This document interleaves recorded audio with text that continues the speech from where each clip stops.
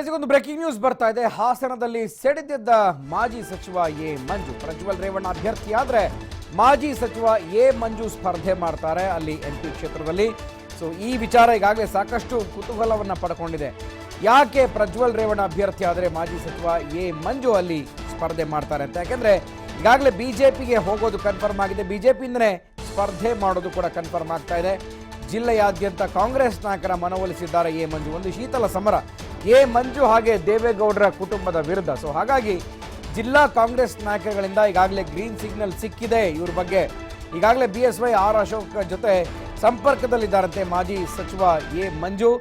BSY ಮತ್ತು R Ashok ಜೊತೆ ಸಂಪರ್ಕದಲ್ಲಿದ್ದಾರೆ. ಒಂದು ವೇಳೆ ಅಧಿಕೃತವಾಗಿ ಈ ಲಿಸ್ಟ್ನಲ್ಲಿ ಹಾಸನದಿಂದ ಪ್ರಜ್ವಲ್ ರೇವಣ್ಣ ಏನಾದರೂ ಸ್ಪರ್ಧೆ ಮಾಡೋದೇ ಆದರೆ ಬಿಜೆಪಿಯಿಂದ ಎ ಮಂಜು ಸ್ಪರ್ಧೆ ಮಾಡೋದು ಕನ್ಫರ್ಮ್ ಆಗುತ್ತೆ.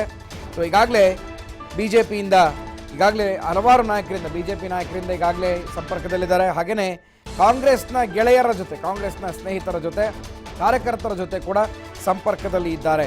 ಸೊ ಇಲ್ಲಿ ಒಂದು ಕಡೆ ಪ್ರೀತಮ್ ಗೌಡ ಹಾಗೆ ಮತ್ತೊಂದು ಕಡೆ ಎ ಮಂಜು ಬಿಜೆಪಿಯಿಂದ ಸಾಕಷ್ಟು ಒಂದು ಫೈಟನ್ನು ಕೊಡ್ತಾರೆ ಅಂತ ಕೂಡ ಹೇಳಲಾಗ್ತಾ ಇದೆ. ಯಾಕೆಂದರೆ ಪ್ರೀತಮ್ ಗೌಡ ಈಗಾಗಲೇ ಅಲ್ಲಿ ಶಾಸಕರಾಗಿದ್ದಾರೆ. ಅವರು ಕೂಡ ಗೌಡರ ಕುಟುಂಬದ ವಿರುದ್ಧ ರಾಜಕಾರಣವನ್ನು ನಡೆಸ್ತಾ ಇರೋಂಥವ್ರು. ಹಾಗೆಯೇ ಮತ್ತೊಂದು ಎ ಮಂಜು ಕಾಂಗ್ರೆಸ್ನಲ್ಲಿ ಇದ್ದುಕೊಂಡೇ ದೇವಸ್ಥಿ ಸರ್ಕಾರದ JDS ಅನ್ನು ಹಣಿತಾ ಇದ್ರು. ಹಲವಾರು ವಿಚಾರಗಳಲ್ಲಿ ದೇವೇಗೌಡರ ಕುಟುಂಬದ ಅನೇಕ ವಿಚಾರಗಳನ್ನು ಪ್ರಸ್ತಾಪಿಸ್ತಾ ಇದ್ರು. ಈಗ ನೇರವಾಗಿ ಸೆಟ್ ಹೊಡೆಯೋದಕ್ಕೆ ನಿಂತಿದ್ದಾರೆ. ಸೊ ಯಾವಾಗ ಲೋಕ ಸಮರ ಈಗಾಗಲೇ ಫಿಕ್ಸ್ ಆಗಿದೆ, ಮತ್ತಷ್ಟು ಕಾವನ್ನು ಪಡೆದುಕೊಳ್ತಾ ಇದೆ ಅನೇಕ ಕ್ಷೇತ್ರಗಳಲ್ಲಿ. ಒಂದು ಕಡೆ ಮಂಡ್ಯ, ಮತ್ತೊಂದು ಕಡೆ ಹಾಸನ. ಗೌಡರ ಕುಟುಂಬದ ವಿರುದ್ಧ ಇದೀಗ ಎ ಮಂಜು ಬಹಿರಂಗವಾಗಿ ಸಮರ ಸಾರ್ತಾ ಇದ್ದಾರೆ. ಒಂದು ವೇಳೆ ಪ್ರಜ್ವಲ್ ರೇವಣ್ಣ ಏನಾದರೂ JDSನಿಂದ ಸ್ಪರ್ಧೆ ಮಾಡೋದಾದರೆ ಇಲ್ಲಿ ನಾನು ಸ್ಪರ್ಧೆ ಮಾಡ್ತೀನಿ ಅಂತ ಎ ಮಂಜು ಈಗಾಗಲೇ ತಮ್ಮ ಒಂದು ಮಾತನ್ನು ಸ್ಪಷ್ಟಪಡಿಸಿದ್ದಾರೆ. ಈಗಾಗಲೇ ಬಿಜೆಪಿ ನಾಯಕರ ಜೊತೆ ಸಂಪರ್ಕದಲ್ಲೂ ಇದ್ದಾರೆ.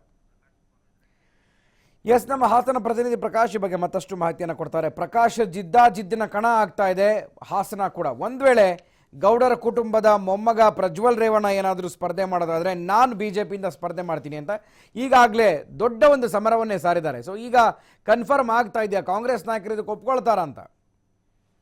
ಗುರುಪ್ರಸಾದ್, ಈಗಾಗಲೇ ನಿನ್ನೆ ಲೋಕೋಪಯೋಗಿ ಸಚಿವ HD ರೇವಣ್ಣರವರು ಹೇಳಿರುವಂತ ಇನ್ನು ಕೆಲವೇ 2 ದಿನಗಳಲ್ಲಿ ಕೂಡ JDSನ ಟಿಕೆಟ್ ಆಕಾಂಕ್ಷಿಗಳೇನಿದ್ದಾರೆ ಅವೆಲ್ಲವೂ ಕೂಡ ಗೊಂದಲ ಸರಿ ಹೋಗುತ್ತೆ ಅನ್ನುವ ಮಾಹಿತಿಯನ್ನು ಕೂಡ ಹೇಳಿರುವಂತದ್ದು.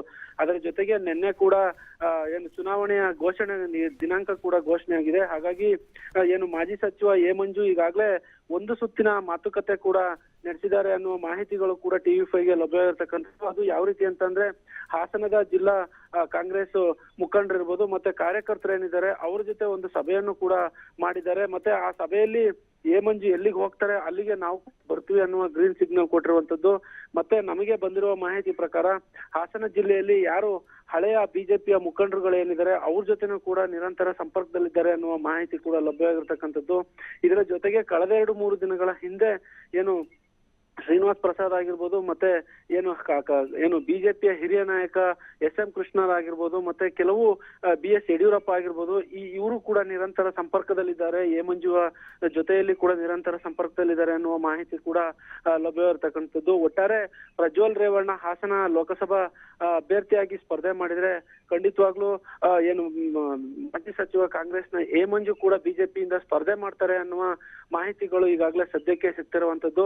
ಒಟ್ಟಾರೆ ಈಗ ಏನು ಟಿಕೆಟ್ಗೆ ಸಂಬಂಧಪಟ್ಟ ಹಾಗೆ ಏನು ಅಂದ್ರೆ ಕೇಂದ್ರದ ನಾಯಕರುಗಳು ಯಾರಿದ್ದಾರೆ ಅವರ ಜೊತೆ ಅವರ ಅಂಗಳದಲ್ಲಿ ಕೂಡ ಹಾಸನದ ಟಿಕೆಟ್ ಇರುವಂತದ್ದು. ಒಟ್ಟಾರೆ ಇಲ್ಲಿ ಅವರು ಬಿಜೆಪಿಯವರು ಹೇಳೋ ಪ್ರಕಾರ ಎ ಮಂಜು ಸ್ಪರ್ಧೆ ಮಾಡ್ತಾರೆ ಅನ್ನುವ ಮಾಹಿತಿ ಸದ್ಯಕ್ಕೆ ಲಭ್ಯವಿರತಕ್ಕಂಥದ್ದು. Guruprasad. Okay, thank you Prakash.